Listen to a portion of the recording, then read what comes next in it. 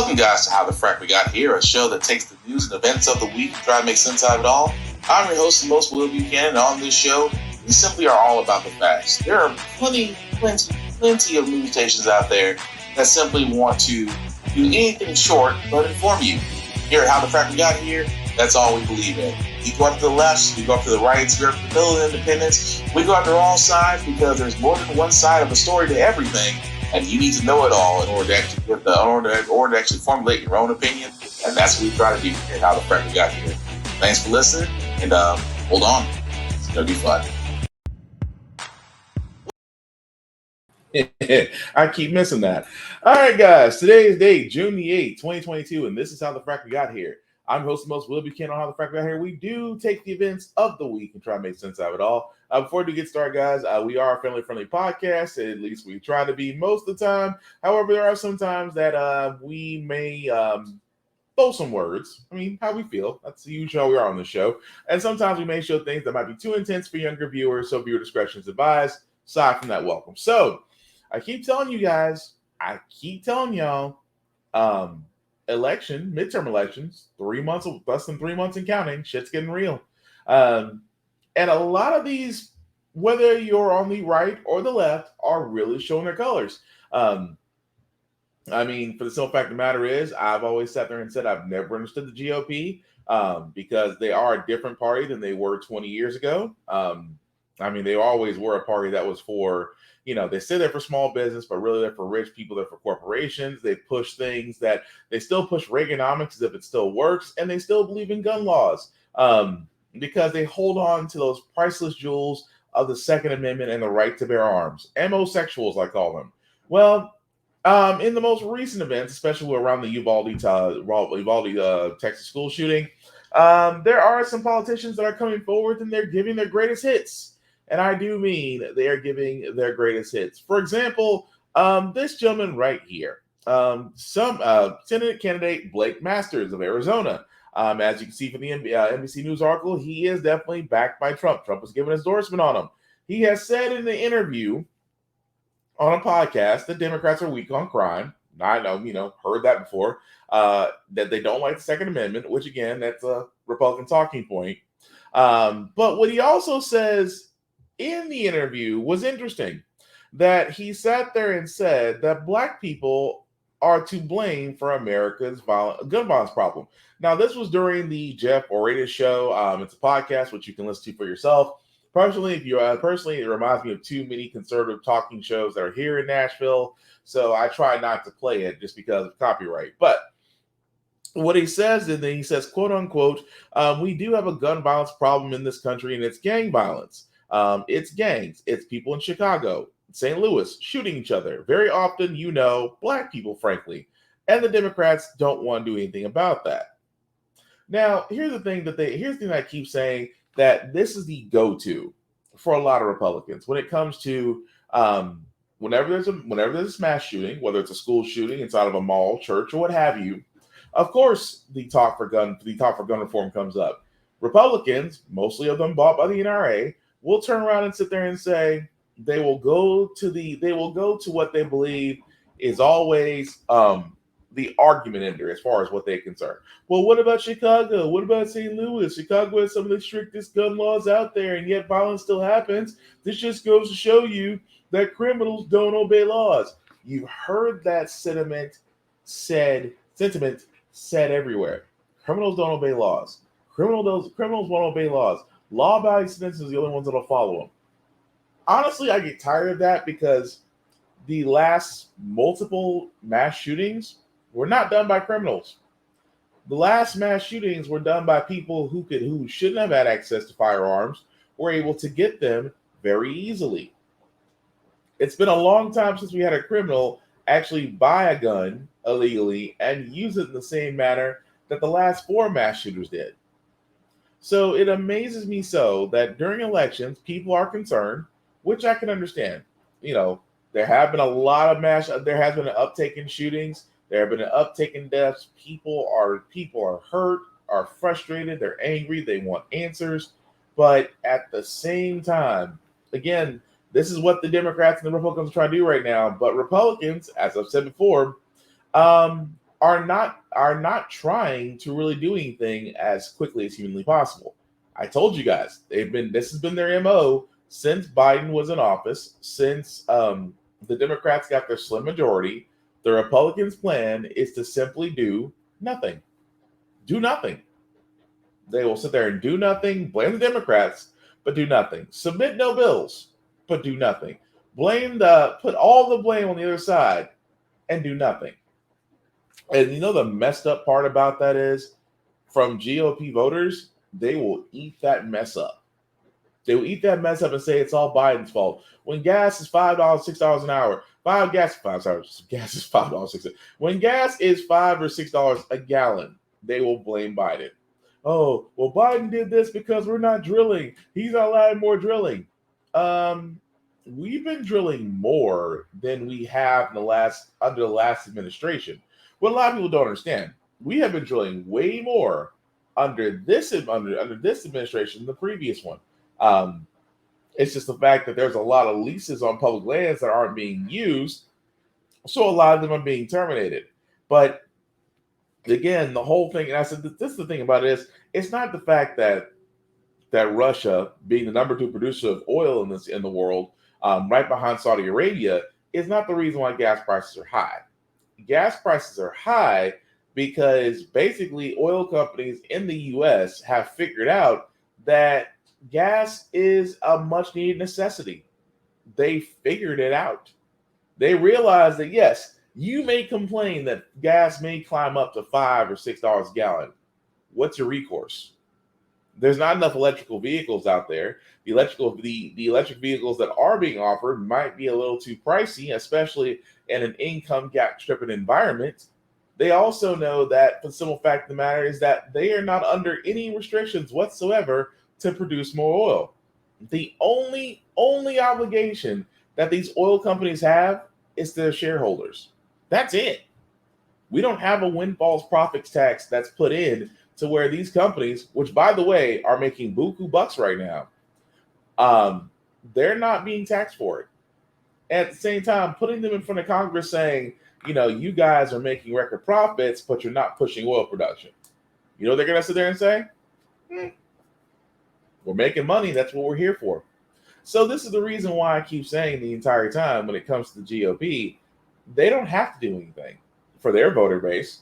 But I've also sat there and said many times in this podcast, the problem that you're going to have, Democrats are going to have a harder time convincing their voters than the GOP will in convincing idiots to vote for them.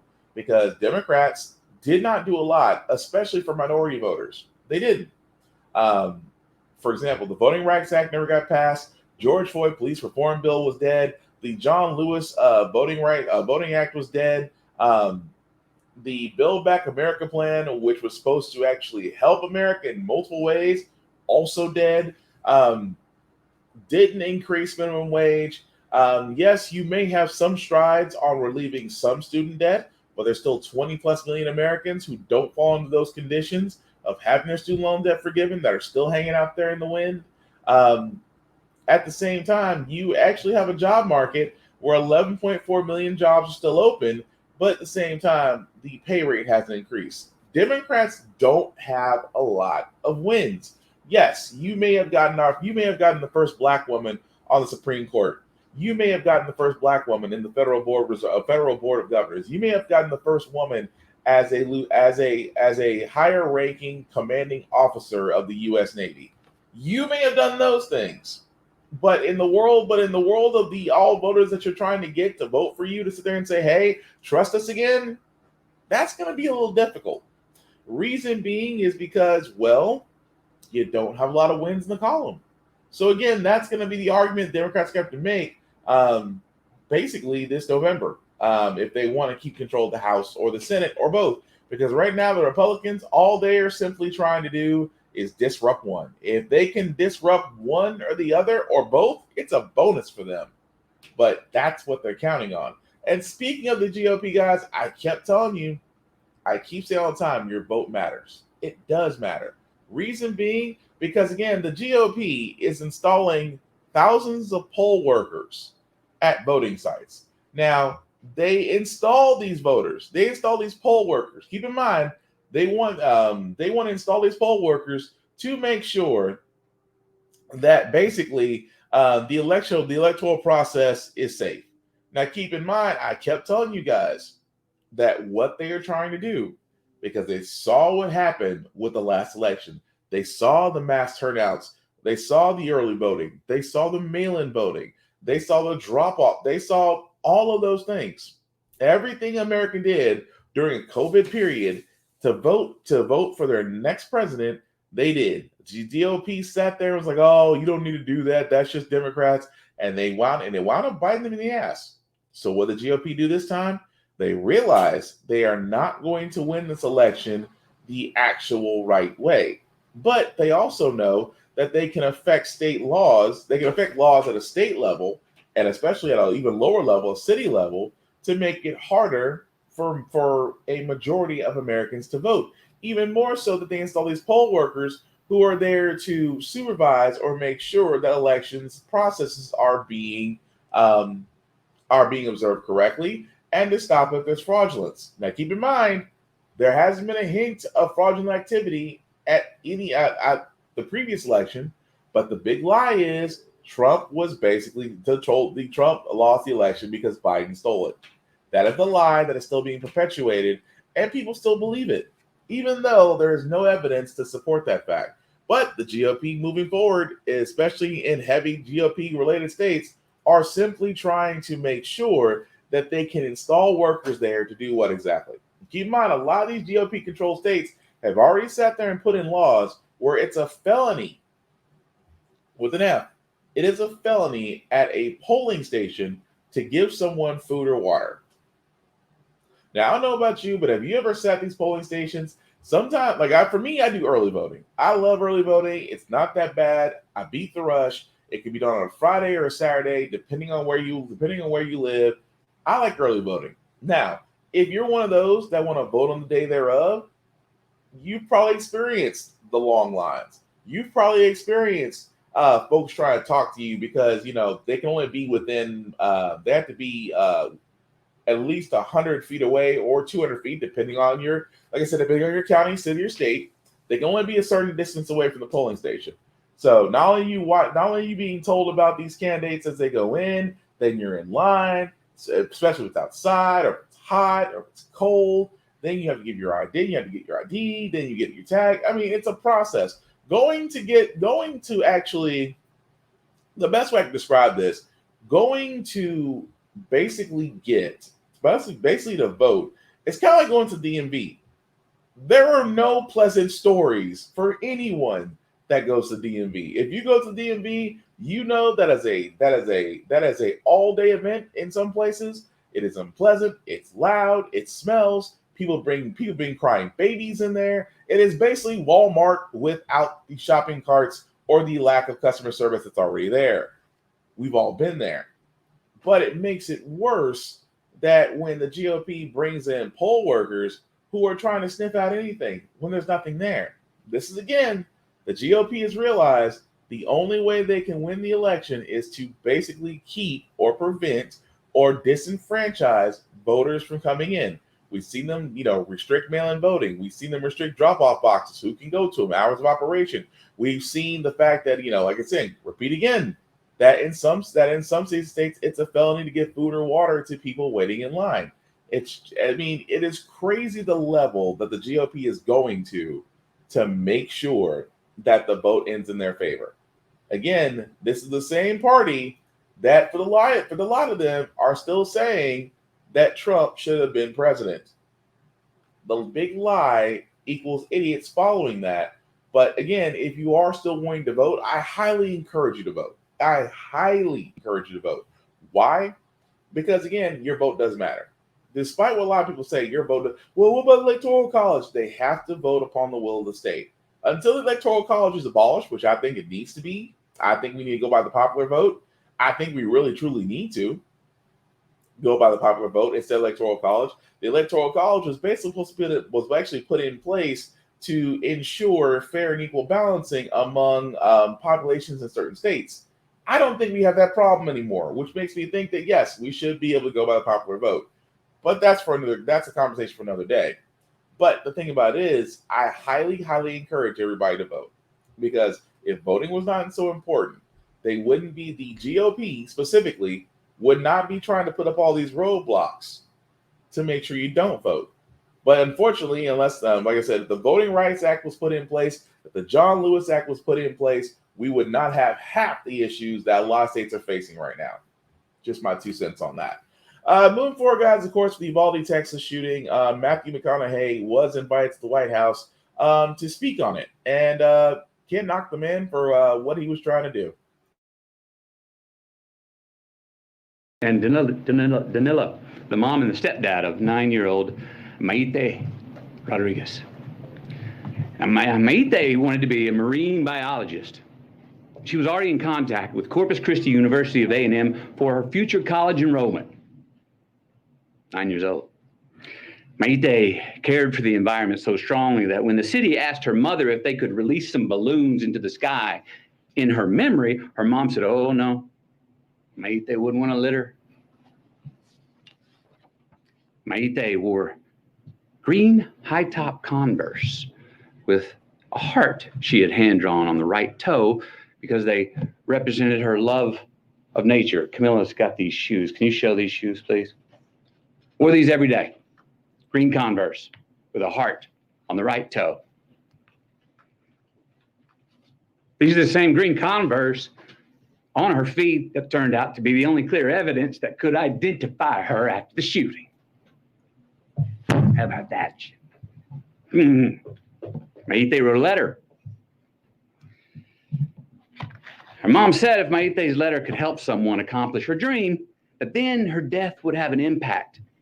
And it would mean her dying had a point and wasn't pointless.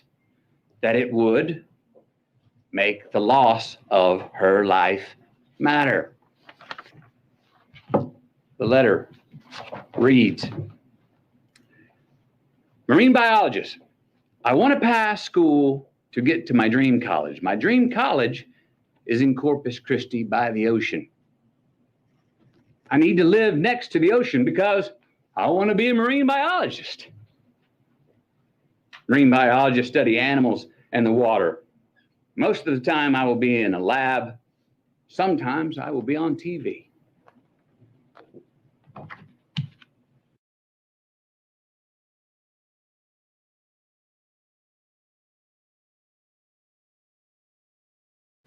So, literally and figuratively, guys, he was just trying to explain just a little bit of the excerpt of the speech that he did, asking and really calling for something to be done. And I do mean something, anything. He was explaining how the fact of how these children were identified, how these children, everything that they went through.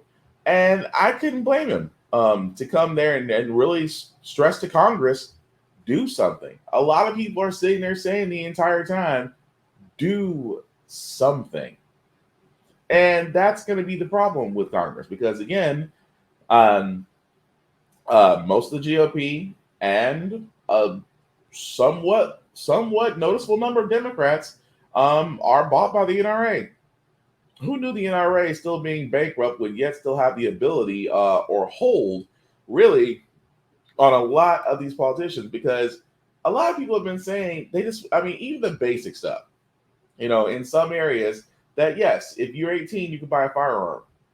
Still in Texas, that's the law. That, as far as that age limit being federal across the board needs to be raised 21. That semi-automatic assault style weapons should be banned.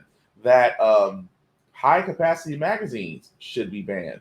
That of course background checks. Again, a lot of people do not understand this, and I have to point this out a lot. Universal background checks are not done current background checks are not being done everywhere. This is the reason why I say universal. When I say universal, that means everywhere. That means not just you going to your favorite outdoor store, or you going to your favorite gun store, or things of that nature. Universal means everywhere, which means, simple fact of the matter, that if you're doing a private sale, if you're going to a gun knife trade show, universal background checks to be done there. And I've heard people say this all the time. But Will, I mean, I've had people come back to me on my YouTube page. Oh, but Will, universe background being checks are being done at gun trade night shows, and yet cannot prove it. They are not. That's the reason why a lot of these places, especially in the South, that gun and knife trade shows are popular. They are popular because no background checks are being done at those. That is why, if you have an ID and you have cash, you can go in there and you can buy a firearm. No background checks are being done. Private sales, of course not. Because, again, if you're doing a private sale, nothing stops you. No background checks being done. So, again, it's amazing that whenever we talk about changing laws and actually doing stricter gun laws and regulating them, that you have your NRA-backed people and some homosexuals that believe that stronger gun laws and mandates and requirements won't work. Don't see why not. New Zealand put one in after one mass shooting. New Zealand put in that we are banning assault rifles. Hasn't had a mass shooting since. UK, stricter gun laws. Hasn't had a mass shooting since. Japan, in my opinion, still has one of the strictest gun laws and requirements in the world. No mass shootings. How is it that every other nation has figured out that stricter gun laws work, and yet we're here in America and saying, oh, they won't work? I don't see how. And again, the thing I keep pointing out is I really wish people would stop saying, people would literally and figuratively say, well, they're coming for your guns. No, they're not coming for your guns. Not at all. Do you understand that? And I point this out because I have to. That for the simple fact of the matter, if America's guns were being recalled, if the government was really, really, really gonna go for your guns, do you know how long that would take? I'm just saying, for a lot of people out there, do you know how long it would take for for the American government to go to every state, to every individual and collect guns? Do you know how long that would take? And this is just an estimate. The estimate, because this is not an exact number. This is just a ballpark figure. It would take at least 60 years. At least 60 years to collect every firearm from every individual in this country if done by the government. So if that doesn't tell you anything, they're never coming for your guns. Let that fantasy go of this civil war that a lot of y'all guys have, that, oh, if the government comes for me, I'm going to fight back. I'm going to be the patriot. I'm going to be everything in the Mel Gibson movie that I thought I could be, except be a Facebook keyboard warrior like you usually are. Let it go. Because in the reality of it is right now that the way gun laws are being handled and being treated, and the fact that homosexuals and the NRA still have a hold on Congress, we're going to see a lot more stories like Uvalde, and also stories like this. Someone in the back. What? Someone in the back. Are you serious? Hey! Yeah. Here, get out, right? Here, take it.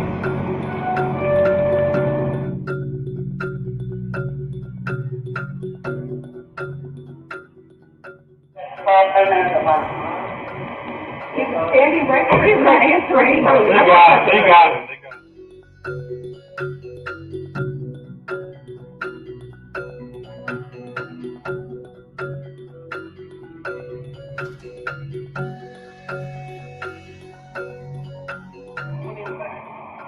Are you serious? Hey! Yeah.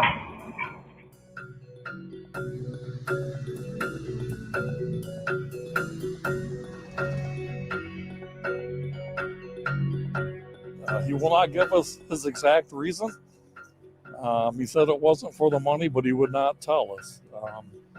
It was recorded on high definition, 3 different cameras at the business. I just don't know what was going on in this young guy's mind. Yeah, we're going to find ourselves saying that a lot. I don't know what's going on in this young guy's mind. I don't know. I don't know what's going on in this young man's mind. The fact that he was able to obtain a firearm from his family's house, go to a convenience store, and hold it up and shoot a round off in the air and basically run off with money, and yet he's a juvenile. This is what I'm saying. This is what I'm saying. This is what this gun culture, this is exactly what this gun culture is doing right now. And keep in mind, I'm a firearms owner. So in my mind, first and foremost, I always believe that training, constant evaluation, mental evaluation, red flag laws, I am all for that. All for it. But because of why? Why, you may ask? Because I don't want that situation. I don't want that situation in my city, in my state. I don't want it anywhere in the country, but it's there. That 12-year-old can calmly take a gun, shoot a round off in the air, and it's almost desensitizing to him. It's almost that same mindset that the Uvalde shooter had. It's almost the same mindset that Dylan Roof had. And the strange part is, it's the same mindset that Kyle Rittenhouse had. That they have no problem going to firearms, obtaining them, and using them, and it's nothing to them. There's no consequence to it. And that's the scary thing about this gun culture, that for a lot of people, that they should not have access to this because you see the way that they act. But the alternative to this, however, I also don't agree with, because again, there are some schools out there that are starting to teach gun safety and operation to kids. And after this video, I just have to say I got mixed feelings about it. You always want to keep it down and go back. Come on, keep it down. Keep it down and get back in your place. At the age of 17, while walking home from school one day, Rufus Johnson was shot in the face. Today, nearly 40 years later, he's walking a new path, bringing his life experience into the classroom. Always keep your hand off the what? Trigger. The goal of the program is to educate the do's and don'ts of firearm. Never walk in front of a firearm if it's loaded or it's not loaded. Johnson is a certified concealed carry firearm instructor in Cincinnati, Ohio. Every gun that you have should be in a safety box. His company, Real Truth Inc., has trained adults in the community for years, but the more time he spent training, the more it became clear to him who really needed his help. I would go to the gun range and I would look at how white males and females younger were actually getting trained and knew how to use firearms correctly. And then every time I would go to the gun range and I would come back to the urban community, to the Black community, it was almost always this gun violence. So I felt some kind of way. I said, why are we not being trained? Each one of y'all is going to come pick up the firearm without putting your hands on the trigger and going to come right back to that line. Johnson developed a curriculum, the Youth and Public Safety Training Program, and is partnering with a local charter school network to bring his experimental trainings into the classroom. You left-handed, right-handed? I'm left-handed. Okay, you should be just like this. I'm not gonna lie, my first thoughts, I'm like, why is they teaching these kids how to hold guns and stuff? You've never heard nothing like that before in the school. Usually you got to find this on a website. You got to go somewhere else to learn this. The only real gun is the one holstered to Johnson's chest. So let's see if it's one in the chamber. So what happens when you find a firearm that don't have a magazine in it? That don't mean it's not one in the chamber. The students use only prop guns for the trainings. We're not encouraging students to go out and get guns. That's not what this class is for. But what we are saying is, listen, if you're going to be affected by it anyway, then let's do it the right way. That's what we're doing. So we're doing prevention. According to a recent study, firearm deaths have overtaken car crashes as the leading cause of death by trauma in the U.S.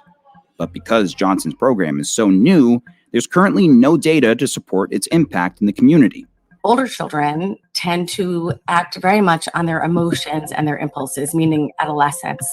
Dr. Dorothy Novick, a pediatrician at the Children's Hospital of Philadelphia, says that while education of gun safety can be helpful for adults, research shows that teenagers will often still mishandle a firearm when unsupervised, even if they've taken classes. I wouldn't say it's wasted to teach children about firearm safety. I would say it's not enough.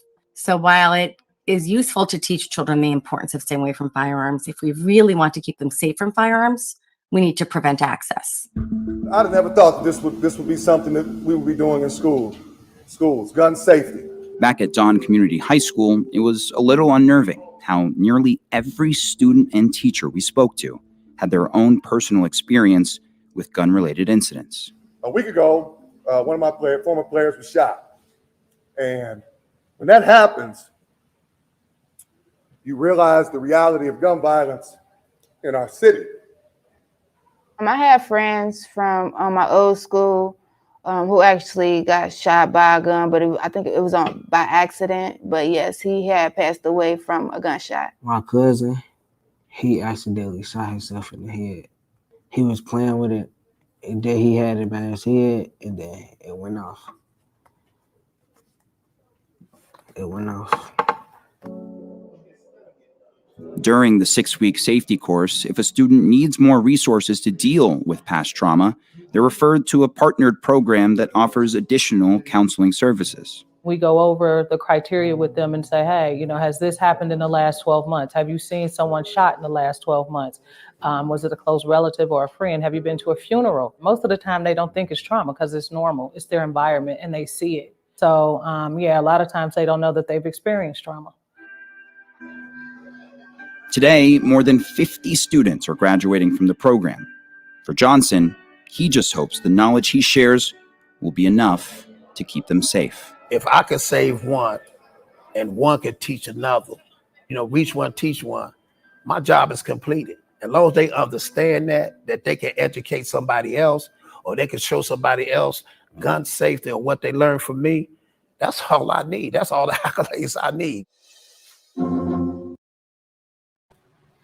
And I'm going to be honest. I got mixed feelings about this. The reason why I say I got mixed feelings about this is basically because, look, I'm all for teaching gun safety. I do believe that constant education, constant training, evaluations will help firearms training. I mean, will help prevent unnecessary firearms use. It will prevent death, things of that nature. I truly do believe that. Really do. And I love to see that, it is teaching a lot of the African American community, because we definitely need to do that, especially among us, about gun safety, and preventive and maintenance, things like that. So again, all for that. The mixed feelings that I have about this is that's being taught in the school. Again, the thing about it is, putting firearms in the hands of kids is not the best idea, I don't think. Just because kids don't really make the best decisions. A lot of it is like, come on, they're teenagers, hormones are raging. They can go from happy to sad at the drop of a dime. I don't think teaching gun safety awareness in a school is the right thing to do. Now, if it wasn't, only because it's school. I send my children to school to learn, to be inspired, to grow, to be social, to even get a taste of the real world. That's what I send my kids to school for. I don't want to send my kids to a school where the programs, and it's the reason why I have an issue with Christian schools, the reason why I have an issue with a lot of schools that have this curriculum that they want to teach, especially with gun safety. I'm like, I did not want to send my children. I don't want to send them to school to learn gun laws, to learn gun safety. I sent them to learn other things than how to use a gun. Now, I understand that, the program is great for what it is, and it's helping students, not just in gun safety, but also dealing with the mental health aspect of it as well. I wish that program well, but I always feel like schools is not the best place to teach anything outside of the necessary skill set that an individual is supposed to have when they enter, once they enter out of high school and decide to go whatever career path they want to go. They should already be equipped with those skills from school to be able to do that. I don't think gun safety is part of it. But again, like I said, I can understand that, the man is just simply trying to make an impact in this community and is doing it the right way. Cool. It's just the fact that for me, it's like it's being done in school and it just doesn't sit right with me. It's like religious schools. I will never understand religious schools. Like, for example, I will never understand why if I send my kid to a religious school, that there's a class on Bible study.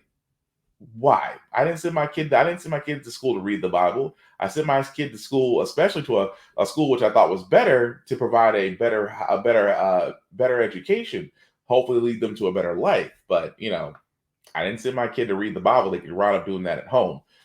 But again, I digress. But everybody's trying to find solutions. Everybody's trying to find solutions to the growing gun problem outside the obvious. A lot of people going through metal detectors. I didn't ask you to start yet.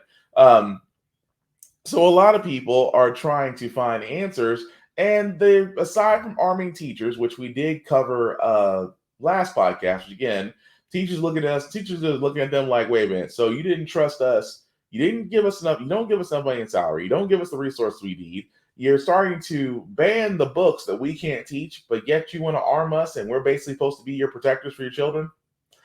Get the mess out. Get out of here with that mess. But anyway, a lot of people love the alternative. Let's put more cops in schools. And I'm thinking to myself, as a black kid who was in a school that had one resource officer, that made me a little bit nervous. Can you only imagine the fact of having schools having more police in them and not wondering the impact it'll have on specifically minority students? Yeah.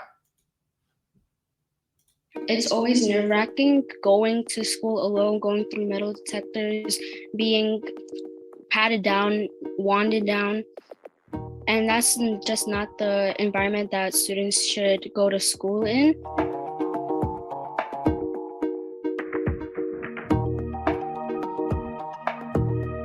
The police, they should be available to respond and respond quickly and act appropriately. But there's not any strong reasons for them to be in schools. And in fact, we see these unintended consequences from having them in schools. After the mass shooting in Uvalde, Texas, many Americans are discussing whether police officers in schools would help deter an attack. Putting police in schools that's been around for a long time, right? We can actually go back to the 1940s and 50s. Fast forward in recent decades, where we had an incredible increase in the number of police in schools, what we've seen is an increased number of suspensions and expulsions in those schools, as well as an increase in the number of kids being referred to the justice system. And all of those things have fallen disproportionately on students of color, particularly African American students. Black students are more than twice as likely to be referred to law enforcement or be subjected to a school-related arrest compared to their white peers, according to the Department of Education. So in a lot of places, particularly in schools with a high percentage of students of color, not only will you find school police officers, but you'll find metal detectors, you'll find security cameras. All of this, what we know, because what students say, makes them feel like they are in a jail or a prison. Having more cops in school means more interactions with police, especially to Black and brown students that are disproportionately targeted by those very same police. And it also means that we have less resources for us as students. Instead, we should be using resources for mental health support to avoid situations like what happened in Texas. Black boys as young as 10 are sometimes mistaken as older and perceived as guilty compared to their white peers, according to a study from the American Psychological Association. Having counselors, having social workers, having teachers that are well-trained to work with young people, having alternative dispute resolution programs, those are all the types of things we should be investing in.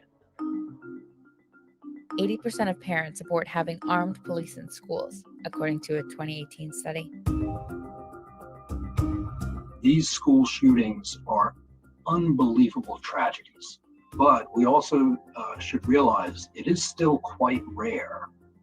But what's not rare is the number of young people who are killed every day in our communities by gunfire. That's not rare, that's very common. And so we should be doing the things that we can to make kids safer, both in schools and even more importantly, in their communities. And it pretty much right. I agree with him. Again, guys, this whole situation of just, having more police in school has never been a right idea, especially if you're of the minority kind, black and brown students. We didn't like having one cop in the school with us. Imagine having 5 or 10 or more, depending on your school, depending on the number of the size of school and the number of students there. Police to me is not a good deterrent, considering the fact last time the track record of most school resource officers right now, when it comes to shootings, not that great. At the more time, it's like, yes, it does kind of give that feeling of you constantly see police. It does give you that feeling like, dang, are we in jail? I used to joke about my school all the time. I used to joke about my high school looking like a prison. I mean, middle of the woods, fencing, I mean, barbed wire fencing. All we were missing with the sniper towers. That's how I felt. I mean, you weren't known by name, you were known by number. You pretty much cafeterias were pretty much the same like cafeteria in a prison line. Um, and there was always a threat of violence. So it did kind of feel like a prison. But the thing about it is, though, it's just the fact of everybody's looking for deterrence instead of solutions. Even they said it. They need to look more into mental health, because at one point I know it's gonna seem weird to a lot of people, to a lot of kids who've never heard this term before. It's all right. We used to have counselors. We used to have counselors in school. I know some schools still probably do have counselors. A lot of schools used to have school nurses. A lot of schools used to have a lot of not just medical services, but mental health services as well. They used to, until unfortunately with budget cuts, cut those things out of school. But the thing about it is, having those things there was more helpful than an actual deterrent, because having more police at a school has never deterred anything. As you can tell from these last couple of shooters, they did not care what was there, nor did they actually care about living to tell the tale. They just wanted to basically carry out whatever they thought in their mind was a mission to do. So my thing is trying to sit there and say that, oh, well, if we had this as a deterrent, we would be better. No, the only way you can make it a deterrent is to go to the heart of the matter. So this is why I hate the fact of, like I keep talking about, like I said, the CDC wanted to do a study on gun violence.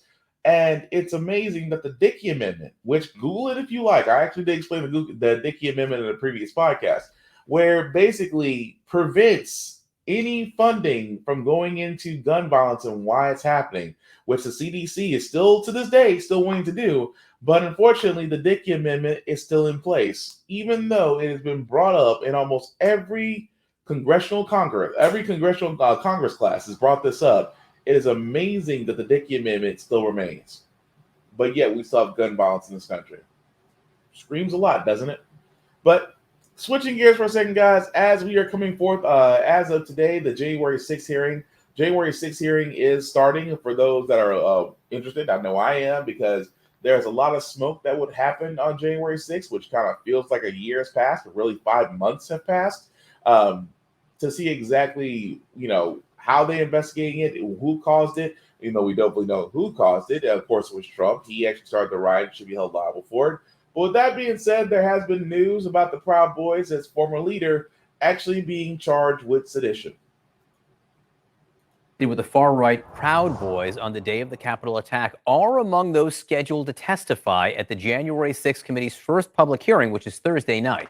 This is extra significant now that the Justice Department has charged the head of the Proud Boys, Enrique Tarrio, and 4 other leaders with seditious conspiracy in the Capitol attack. This just happened, escalating the criminal case against members of the Proud Boys. CNN senior national correspondent Sarah Seidner joins us now. And Sarah, you have done unique and groundbreaking reporting on the Proud Boys, including conversations after the January 6th attack with Enrique Tarrio, the leader, who wasn't there on that day. Yeah. But what did he tell you as part of these discussions, and did the subject of planning come up? We should talk about a little bit about the new indictment, because it does bring some fresh detail. Because as you mentioned, Enrique Tarrio, who was then the chairman of the Proud Boys National Organization, wasn't even in Washington, D.C. on January 6th. But the government says he was involved in the planning and then responded afterwards as well with glee and joy as to what was happening inside the Capitol. Those pictures that we all saw of people going in, breaking in, and terrifying members of Congress. In the latest indictment, we noticed some things that were different because in the very beginning, several members of the Proud Boys were charged. He was not. But this new indictment talks about encrypted messages that were being sent, that were created, an encrypted group that was created by Enrique Tarrio, according to the indictment, and that was shared with dozens, eventually, of Proud Boys. But a few of the core group that are listed in this indictment were aware of what the government says were planning tactics, tactical planning, getting things like armor, getting things like hotel rooms, planning on where they were going to be, where they were going to meet. And so it's really interesting to read through some of the conversation that was going on there between Enrique Tarrio and some of the members, and his response to all of that happened. He talked about in the communications, he was talking with a person that was talking about a plan to occupy several buildings, including the House and the Senate, and that they wanted to flood it with as many people as possible. So a lot of details here that explain why these charges have just come up now. I do want to talk to you about what happened in February 24th, after the charges against some of his Proud Boys were already put in place, but he had not been charged. We were able to sit down with him. I have talked to Enrique Tarrio for many, many years, over the years, and he agreed to sit down with me. And I asked him about the people who had been charged and whether he condemned them. Let's listen. So, was it a mistake to even go into the Capitol? Was it? Yes. Do you condemn those who went in, vandalized, threatened police officers, broke windows? Do you condemn those people? Can you say that right now? Okay, I can't say that because I think Why not? condemn is a very strong word, and I think it's a little bit too strong. What happened was really violent and very strong, right? I'm only responsible, I guess, to speak. I'm only responsible for what the Proud Boys did, right? And you listed a whole thing, and I'd like to go through that. There's 8 members of the Proud Boys that decided to go in. I think that was a mistake to go in, but they're painting it like as like we coordinated to go into the Capitol previously, and that's untrue. So let's just parse what he said. He says there, again, this is before he was indicted. He says there, we didn't plan this. This was not coordinated. And he didn't go all the way to condemn those who went in, but he says it was wrong. That is a very different story than you are getting from the details that are inside this indictment in these encrypted messages going back and forth between him and people who were there. So again, I just find it interesting that number one, old boy is singing. Keep in mind, he is testifying against the Proud Boys, so I'm not surprised he's just there and talk about, well, we didn't plan it. Sure, you didn't. You didn't plan just showing up. I mean, here's the thing that always amazed me. I always hear the whole thing, we didn't plan this. No, you just happen to have on riot gear and body armor and shields and guns and decided to show up in Washington. Yeah, none of that was planned. Not at all. At the same time, it's like, well, I don't condemn them. I said, you're being charged with seditious conspiracy, man. It doesn't matter. Because if it does, because for all those that don't know, if you are charged with conspiracy to sedition, you basically get treated like a terrorist, as you should. Which means that life is gonna be very, very difficult for him and the Proud Boys. But again, it just goes to show you that not only for Trump inciting a bunch of domestic terrorists to go and stop a electoral college count, it's the fact of the matter that yes, this was terrorism on its highest levels, and that, for all those that did rush into there and did cause damage and did attack Capitol Police should all be held accountable, should all be held accordingly. And the Republicans who were sitting there that were stoking the fire, because a lot of Republicans rode the Trump train talking about, you need to stop this. We need to save America. We need to take our country back. You stoked that fire. So just because that fire is now put out doesn't mean that we don't need to go to the ones that it also means the ones that did stoke it need to be held accountable, which again, we're looking forward to actually what happens post this hearing, exactly what'll be said or even if there's any actions after that. But I've always asked this question many times. Does America need a 4-day work week? We really do, because capitalism has driven us to the point to where we can work all 7 days and be fine and say, screw your mental health, screw everything about this. We need to get this done because you need money and we're not paying you, and we're paying you just enough to keep your head above water. But it's interesting that other countries are actually doing what we should be doing here in America, which is, again, installing a 4-day work week and seeing what happens.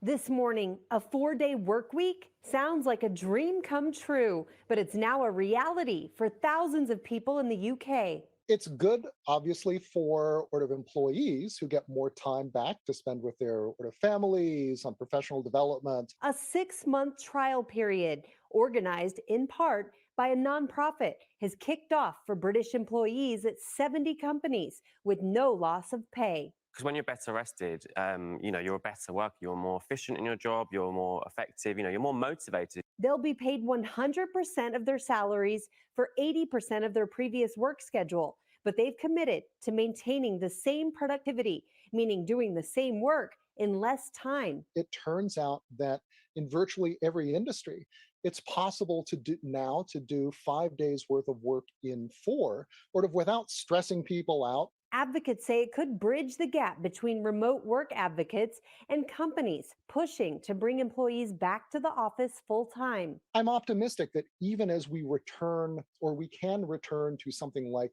normal, that we will be able to continue to experiment and kind of build on the best parts of the experience of the pandemic. Some countries have already adopted a 4-day work week. Companies in Japan and Iceland are seeing success, but it's been slow to catch on in the US. Some opponents say that it could destabilize the economy, putting undue pressure on businesses, especially those that have slim margins. What would you say to those people? There's no company I know of, and I've studied hundreds at this stage, who have moved to a 4-day week and lost money. Industries participating in this trial run in the UK range from education to banking to retail services. We'll see when this trial ends in December, whether they're ready to cut back to 4 days a week for good. All right, so literally and figuratively, I have sat there and said this the entire time. I have sat there and said there is nothing wrong with a 4-day work week. I've sat there and said there's nothing wrong with it. I think that America needs it because, number one, not everything can be done on the weekend. I mean, as working adults, we do need one day where during the week where we need to get stuff done. We shouldn't have to take time off or take a sick day. No judgment. To get stuff done during the week. It really doesn't need to happen for that to happen. So again, there's nothing wrong with that. And people are like, we need you back in the office. No, you don't. I'm gonna be honest about this, and this is being completely and utterly honest. For a lot of jobs that can be done from home, don't require an office. You want to know why a lot of employers out there are trying to get people back into the office? Because they're trying to justify their business holdings. That building that they leased or owned that has some utilities, that has its vending or craft services or whatever you have there for culinary, they have to justify it. They have to justify why the building's there. A lot of companies have switched their business models. A lot of companies have realized we could save a crap ton of money and just not have a building, but just have everybody work from home. Some companies have realized that. Some companies have said, you know what? We will have the majority of our people home, or we'll have all of our people home, and we'll just operate that way because everything that we need to be done, because of the advancements in technology and automation, we can do that. Now, I understand this doesn't apply for everybody. I know that for some areas it doesn't require. Some industries that do require hands-on, just because products have to be made in person, or machines that make the products have to be monitored and supervised and maintenance in person. I get that, but again, a 4-day work week isn't bad. if anything, it would help. We have seen people do a week's amount of work in less time. So that alone proves the fact that a 4-day work week is possible. At the same time, I think America is finally starting to realize how detrimental mental health really is. Because for a lot of us, especially during this COVID pandemic, that we have been working, not really taking time out for ourselves, not taking vacations because of various reasons. You're stressed up to the point to where you might be burned out. So you do need a day. You might need a mental day. You might need something to reset yourself, to get yourself back on track and things of that nature. And or you just might have things that may be done. For example, you may need to go to the DMV. I know I use the DMV example a lot. You may need to go to the DMV. DMVs aren't open on the weekends. Or you may need to go to a doctor's appointment. I mean, very rarely doctor appointments are on the weekends as well. Or you may have to go do something that a business is only open during the week and not the weekend. It could be multiple things, but the point I'm making out of all that is you still have to have that time for yourself. I think that the capitalism problem that we have in America is that it does not equate to the fact that your workers do need to have time for themselves. I mean, yeah, you can give all the personal time in the world, sure, but at the same time, they do need that day to themselves. That's the big thing. But we'll see what happens. I mean, will it ever catch on in America? There are some companies already doing 4-day work weeks. Will it catch on with other companies? Hard to say. They're too busy trying to get people into buildings that they paid for and trying to justify that people really don't need to be there for. Trust me, I've seen a few companies still do that, and they're still trying to do that, not just Tesla. Moving right along, guys. You know about the baby formula shortage? That was such a big thing a long time ago that folks were sitting there trying to figure out how to do it and wondering why in the world that other countries that did have baby formula weren't allowed to sell it to us. Well, apparently Abbott must have got the government's got the government money because their factory is back up and running. Developments in a story that has concerned so many parents across this country. The plant at the center of the baby formula crisis now resuming production. Abbott says it's prioritizing the production of specialized formula at its Sturgis, Michigan facility. And the first products are expected to hit store shelves later this month. Here's ABC's Faith Abube. Tonight, the baby formula plant at the heart of the shortage crisis, restarting production. Abbott announcing the reopening of its Sturgis, Michigan plant, closed since February over contamination concerns, hoping to have the first batch of specialty formulas available on store shelves for medically vulnerable infants and children by June 20th. 8-year-old Jessica Feiner has a metabolic disorder and urgently needs specialty formula. If she doesn't get her proper diet or formula, the phenylalanine builds up in her blood and it's toxic to her brain and her nervous system. It's terrifying because we know she needs it. In a statement, Abbott promising to, quote, do everything we can to re-earn the trust parents, caregivers, and healthcare providers have placed in us. The Biden administration facing criticism for its response, working to boost supply. The FDA says it expects new rounds of shipments to come in from overseas starting next week through October. According to the Biden administration, the U.S. has so far secured commitments for a total of more than 127 million bottles worth of formula for import. Nationwide, shelves remain bare. Stores in nearly 1 in 5 states now have less than 10% of their infant formula stock available. And with Abbott reopening its Sturgis, Michigan facility is a positive sign, but it'll take roughly 6 to 8 weeks for that plant to ramp up production, make enough formula to make any real impact on this critical shortage. And so many. Okay, so again, that is the factory being back up. Now, keep in mind, Abbott was literally and figuratively the main source.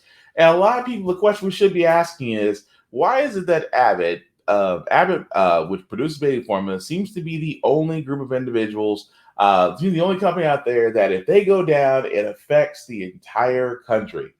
Well, monopolizing. I have been saying this the whole entire time, guys. This is what happens when companies are allowed to monopolize. When they're allowed to monopolize and take over multiple properties, that if that sole source goes down, then yeah, it will affect. At the same time, a lot of people they hear, oh, there's going to be a shortage. What usually happens, some people who are truly dicks will go out, buy as much formula as they can, then resell it at a higher rate. Some companies, some people will sit there and start, hoarding it. Some companies will, people start diluting it, or, again, not a good idea to do with baby formula, or to make it last longer, or even try to make some on their own, which again is very dangerous. The thing about it is, the question they're not asking, that isn't being asked a lot, is why in the world is only one? Whenever one company go down, it affects us greatly, and that's the reason I keep on saying the monopolizing, because we did have antitrust laws in place, but antitrust laws are only good for mergers. They're not good, for example, if one major company decided to take over 10 other companies, but didn't merge them, just own them. Doesn't violate antitrust laws. Only when they're merging and they may cause, as they call, unfairness in the market, that's where it violates antitrust laws. And I think there needs to be a little bit more done about this, or heavily taxing these companies, just because now they are a single source. And that's the problem. You have a single source, not multiple sources, that things like this are bound to ensue. Murphy's Law, if you take Murphy's Law into question, things like this are always bound to crash. Just saying. Anyway, for all those that are wondering, yes, unfortunately, gas prices are still going to go up. And how high? Well, Snoop Dogg high. Gas prices have hit another record high this week. The national average now at $4.76 a gallon, with AAA reporting at least 8 states with an average for regular gas now at $5 or more. And those prices are likely going to climb in the coming weeks as the summer driving season kicks into high gear. So ABC's Alex Brochet traveled to Louisiana with Energy Secretary Jennifer Granholm for a look at the Biden administration's strategy for easing the pain at the pump. You're looking at what the Biden administration hopes may be the country's best chance at combating high gas prices. Nestled about 12 miles southwest of Baton Rouge, Louisiana, is Bayou Choctaw, one of 4 strategic petroleum reserve sites in the United States. Today, I'm authorizing the release of 1 million barrels per day for the next 6 months, over 180 million barrels. Back in March, President Biden announced his administration's initiative, a record released amid soaring gas prices fueled by record inflation and a ban on Russian oil after Vladimir Putin's invasion of Ukraine. Fast forward 3 months and those energy prices have continued to rise, which is why Energy Secretary Jennifer Granholm visited the Bayou Choctaw SPR site, getting an on-the-ground explainer of the Biden administration's kitchen sink approach to address gas prices. Is this going to help? The point of this, it's doing its job because it is to stabilize the global market. I mean, we happen to have the largest tool of any country in terms of the volume of our strategic petroleum reserves. Do you feel like we're close to that stabilization? Do you think things are going to still continue to tick up? We are starting the driving season, not just in the United States, but in other parts of the world too.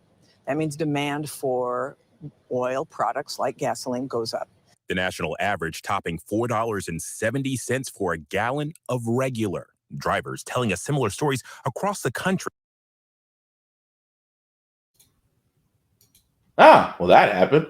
Well, long story short, because apparently that video just decided that, they just said we ain't gonna be great. But yes, to basically talk about that for a second, guys, again, it's the whole idea of just gas is going to go up. And people are still wondering why. I said, well, first off, it's summer season. People are going to be traveling. Airlines will be, people will be flying, going on vacations, things of that nature. So yes, gas prices are going to go up. There's just no end to that. But like I said before the beginning, oil companies know. It's like, what's your alternative? You can't walk. And electrical vehicles are slowly coming out, but they're not picking up as fast as they usually are. Reason being just because of, price and the fact that charging stations are not as abundant as they should be. So eventually, will it stabilize? I just love the fact the Energy Secretary just went, it should. So, but again, that's why I keep saying, guys, we need to find alternative. This is the reason why I wasn't mad about Biden the other day talking about unveiling new initiatives for renewable energy, that he wanted to do solar, that he wanted to look into biofuels, that he wanted to look into other areas, because again, we need to finally get off the dinosaur juice. We cannot get off the dinosaur juice. Will it be quick? But at the same time, it needs to be done. especially in the way of electrical vehicles, outside of anything but Tesla, because Teslas that drive themselves and catch on fire, really can't trust those. Just saying. Another thing that again, what's going up as well, price of drugs. Price of new drugs have definitely went up. Now you're probably wondering this, like, didn't we already have this in place to where prescription drugs were supposed to be negotiated? Unfortunately not. Why? Was shot down by your favorite GOP. But they said after a study, the price of new drugs in the U.S. have climbed for more than a decade. According to the Journal of the American Medical Association, the launch prices of brand new drugs have increased nearly 11% from every year from 2018 to 2021. And it doesn't seem to have an end in sight. I have kept telling you guys, as American generations get older and start moving into Medicare, the one thing I'll say about senior citizens, you don't mess with their Medicare, especially their prescription Part D, which actually does cover prescription costs of drugs. I have been saying that, the Obamacare and the AMA were great first steps. Is it a perfect system? Absolutely not, because healthcare companies can still control the drug market. At the same time, the U.S. is very specific in the fact that it is the only market out there that doesn't open its markets to other nations like Mexico or Canada or UK or Brazil. It's a closed off market, which again, healthcare companies in America love. How do we change that? Well, a simple fact of the matter is, aside from going to a single payer system, as we should, we have to stop looking at healthcare as if we have to stop looking at healthcare as if it's a profiting system. That's the problem. Healthcare in America is a profiting system. That as long as it makes profit, that's the problem.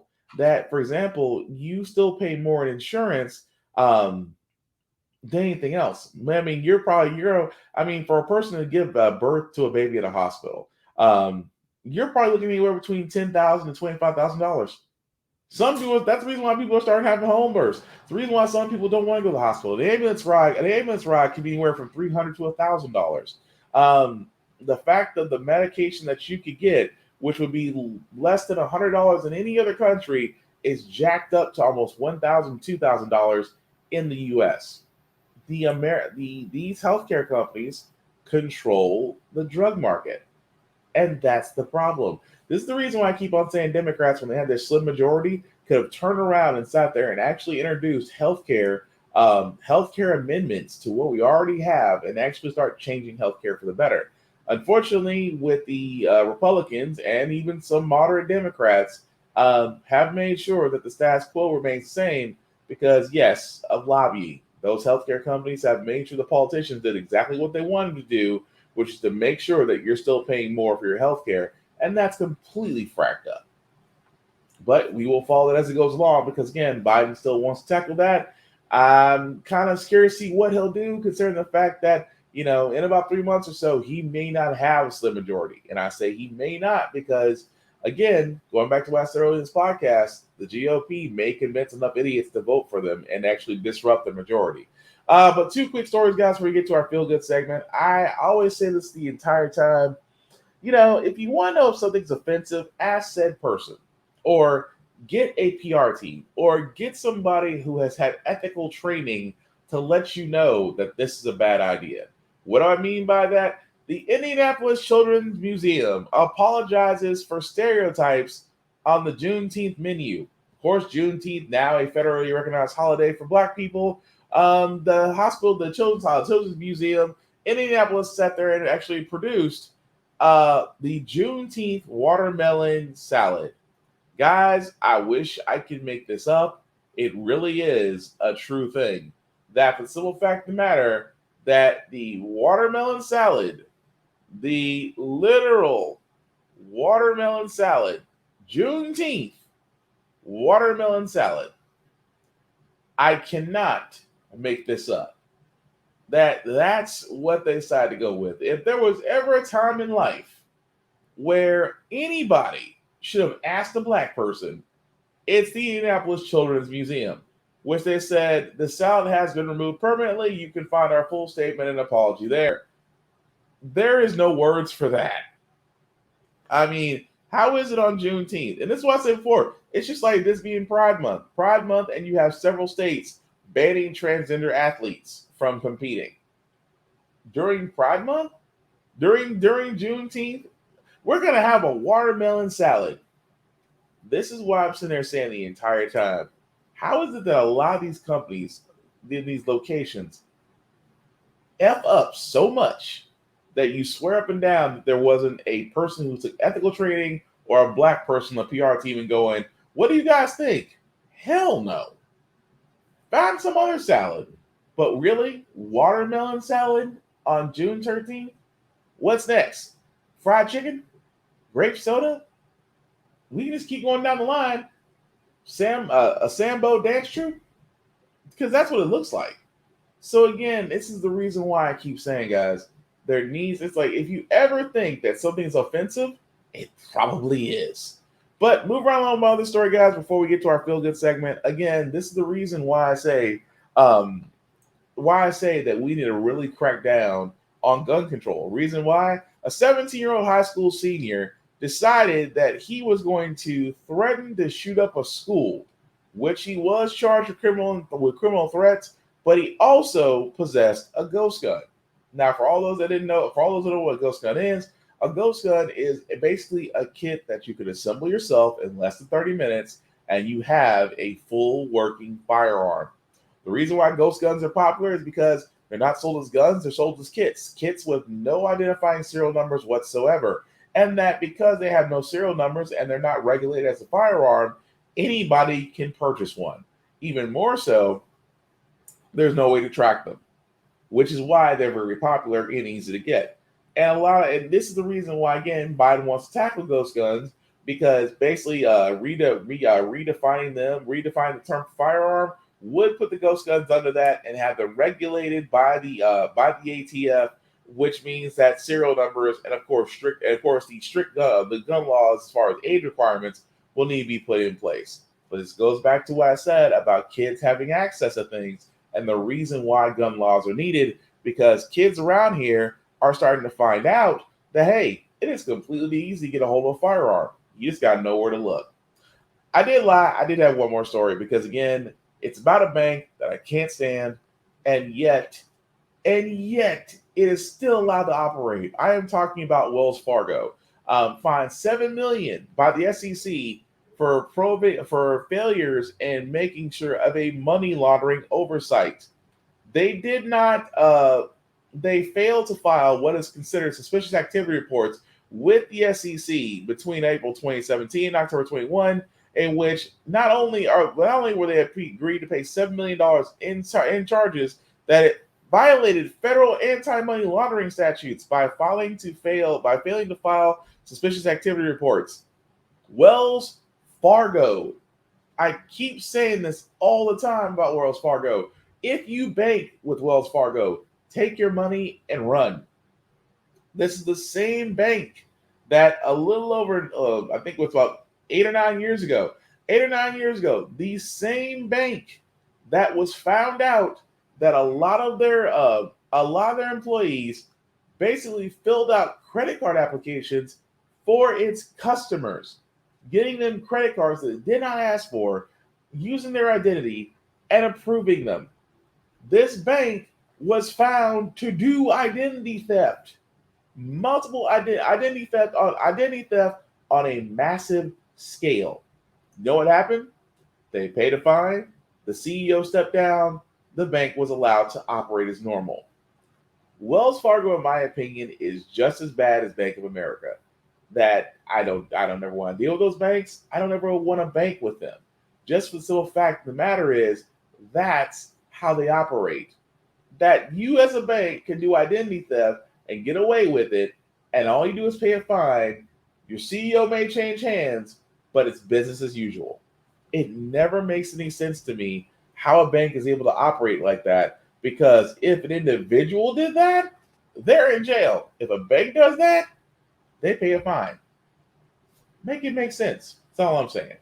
But we're going to go move on to our feel good segment, because usually how the Frack we got here, we usually do a lot of things we usually cover a lot of things, sometimes doom and gloom, sometimes make you lose your faith in humanity. But hey, It's Wednesday, hump day. Hopefully tomorrow being Friday, which is Thursday, will be a better day. We want to leave you out. We want to leave you guys out with some good vibes, some feel good stories, just to make you feel like, it ain't all bad. And I love seeing Black people succeed. I will not apologize in saying that. I love to see Black people succeed.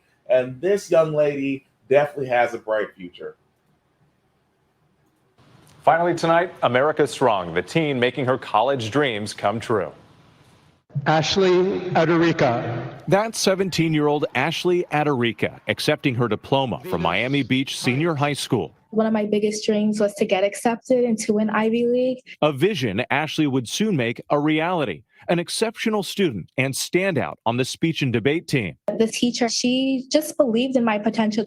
But Ashley also faced challenges, commuting to high school 2 hours each way. A first-generation Nigerian American, Ashley says she grew up in a household full of strong women, inspiring her to start the nonprofit Our Story, Our Worth. I just had this idea to empower young women of marginalized groups. Setting the stage for Ashley's next chapter, college. Hey guys, welcome to Ivy Day. And here she is on acceptance day. All right, we're going to UPenn first. Acceptance letters. I got it to UPenn.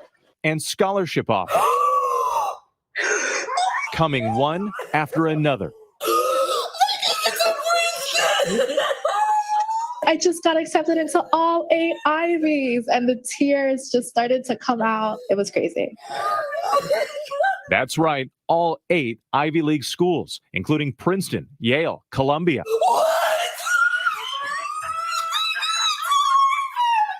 But it was Harvard that won her heart with a full ride in the fall. Her life journey just getting started. I didn't expect it, but I was so happy and so grateful. Way to go, Ashley. Love that. And like I said, you love to see it. To be accepted to all 8 Ivy League schools and get a full ride at Harvard, that young lady has a bright future. And like I said, love to see Black people succeed. That I will never get tired of, and I am completely unapologetic about it. That being said, guys, that's going to do it for this podcast. I do thank you all for watching, for liking, for sharing, letting people know it's live. I certainly appreciate that. So shameless plugging before we do get out of here, guys. I do want to shout out to my friends over at Geek Salad for allowing me to share my podcast on their page. I certainly appreciate that, fellas. You can definitely find them on YouTube as well as Facebook, Ari and Geek Present Geek Salad. Also, shout out to my buddy Albert Vaughn. He's my husband on Facebook, Big BZ on socials, where you can find his show, Smoky Trailer Sundays, and the Random Respect Live video podcast. At the time, date times there, but definitely check him out. Is my Westwood on Facebook, Big BZ on all socials. As for yours truly, guys, you can find me Blackbox447 on Instagram, as I usually post a lot of things, movie reviews, video games, things of that nature, and gym stuff, because I do a couple push-ups.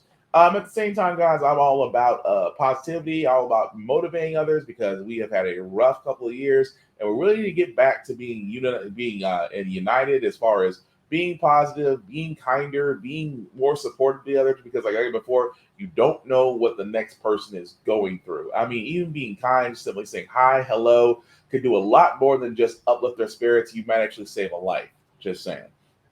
Also, the ticker that you see at the bottom, guys, let me just go ahead and just make that a wee bit bigger. If you copy and paste that into your browser, we'll take you to my link page at the YouTube and Facebook groups for all of my podcasts. How the Frack got here, Get Bit, and of course the Off Limits podcast. Definitely like, share, and subscribe, and let me know what you think of everything that we've done, because I still want all opinions, whether it's good or bad. I mean, the only way I know to get better of things that you like is that you tell me, because that's the way it works. So definitely do that. The last thing I'll say, guys, before I wrap this up, we are literally and figuratively still in a COVID situation. I know it's not being talked about. Barely monkeypox is a thing now. But still, COVID is still around. Please wear your mask in heavily congested areas. Please, take care of yourself, because when you help yourself, you help others, and that's how we're all going to make it. And like I said, be kind. Be kind to someone. I mean, it takes zero energy to be nice. It takes all the energy in the world to be a dick. So again, we all need to be about being kinder. We need to be more responsive. We need to be more invested in our mental health and in your personal growth development. Find that spark that literally makes you passionate about something. And for me, not only is it about talking, it's doing these podcasts, which I do love and enjoy. The last thing I'll say about how the Frack got here, it's all about staying informed. We're not trying to change minds or reinvent the wheel. We are simply giving you all the information to allow you to make up your own mind for yourselves, but we're providing a logical perspective to go beside it. We do better once we're informed. We are basically empowered. We're progressive. We try to right the wrongs of our past by making decisions now that we should have done back then, like electing our first woman to the first black woman to the Supreme Court, electing our first black woman to the Federal Board of Governors. Things of that nature is actually what makes the world go round. When we don't learn from our history, we are doomed to repeat it. That's why we keep asking ourselves all the time, why does everything still go up but my paycheck? Why are we electing different politicians but getting the same old game? Most importantly, how the Frack got here. Thank you all guys for watching. Take care of yourselves and each other. We will all get through this. Peace!